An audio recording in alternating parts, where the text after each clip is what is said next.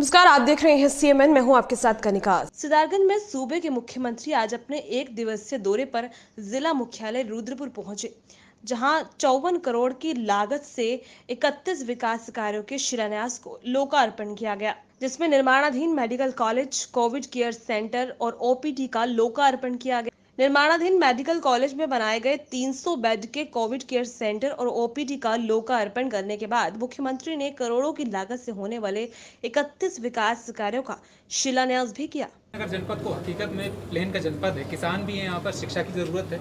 कितने आप नंबर देंगे? देखिए, नंबर का तो हमको जनता पे छोड़ते, हम लोग लोकतंत्र में विश्वास करते हैं। लेकिन हाँ, देखिए, यहाँ पर किसानों की एक बहुत बड़ी समस्या होती है कि धान के खरीद को लेकर के, क्योंकि जो मॉइस्चर लेवल है आजकल कंबाइन से सारा कटिंग होता है, उसके कारण मॉइस्चर लेवल हाई रहता है। तो उसमें जो भारत सरकार जो मूल्य निर्धारित करती है उसका एक सर्टेन मानक है, और यहाँ पर मानक से अधिक उसमें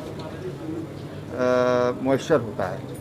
तो बड़ी उसमें एक प्रॉब्लम होती है, इच्छा होती है भी कैसे समाधान निकाला जाए। तो बहुत अच्छी सफलता उस काम में यहाँ पर मिली है। किसानों को जो मूल्य दिया जाता है उनके उत्पादों का, वो भी अगर पिछले वर्षों की तुलना में आप देखेंगे तो बहुत बड़ा परिवर्तन उसमें आया है। यहाँ पर हमारी एक बड़ी चिंता थी स्कूली शिक्षा को लेकर के, क्योंकि शिक्षा ये आधार है किसी भी राज्य के निर्माण का। उसको लेकर के बहुत अच्छा प्रयोग यहाँ पर किया गया। माई सोशल रिस्पॉन्सिबिलिटी प्रोग्राम के तहत विद्यालयों को इंटीग्रेट किया गया, बच्चों को अच्छी स्मार्ट क्लास दी गई, और शिक्षकों की जो कमी होती थी, अब विद्यालयों में 5-5 टीचर हो गए, तो एक क्लास को एक टीचर मिल गया, जो बहुत ज़रूरी है विद्यालयों में अनुशासन बनाए रखने के लिए भी, अच्छी शिक्षा के लिए भी। अच्छे प्रयास हुए।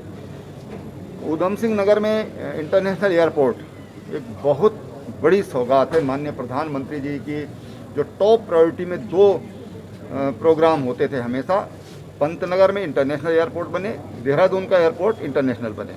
तो दोनों के लिए कैबिनेट ने निर्णय ले लिया है, क्योंकि उधम सिंह नगर में जो लैंड है वो गवर्नमेंट लैंड है, तो वहाँ पर उस तरह की प्रॉब्लम नहीं है। देहरादून में हमको कुछ विस्थापन की आवश्यकता पड़ सकती है, तो उसके लिए हमने कैबिनेट ने उसके लिए विस्थापन के लिए पैसे की व्यवस्था वो पहले हम लोग कर चुके हैं। तो ये जो प्रधानमंत्री जी का एक बड़ा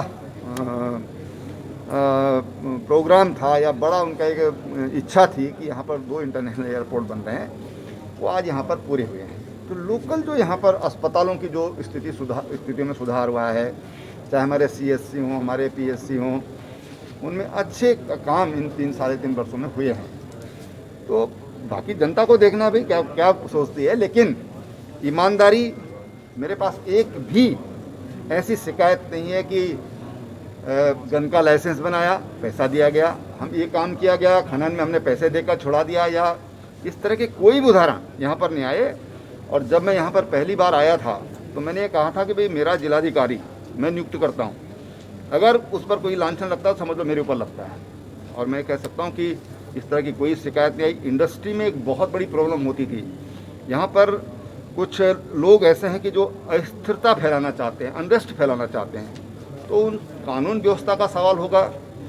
जो भ्रष्टाचार, जो सरकार की पहली प्राथमिकता की हमने कहा था कि हम 0 टॉलरेंस की गवर्नमेंट देंगे, तो मैं समझता हूँ कि उसका अच्छा काम है। और राज्य सरकार और केंद्र सरकार के सहयोग से आज मेडिकल कॉलेज हमारा अस्पताल वाला पोर्शन आज पूरा हुआ है, और लगभग 20 करोड़ रुपये इस अस्पताल के पोर्शन को पूरा करने में हमने इस पर खर्च किए हैं, और 350 करोड़ रुपये और खर्च होंगे जो सरकार ने मंजूर कर दिए हैं। बहुत जल्दी हमारा लक्ष्य है कि 2022 में मेडिकल का पहला बैच पढ़ाई की शुरू हो जाए यहाँ पर, और उसे हम पूरा करके छोड़ेंगे।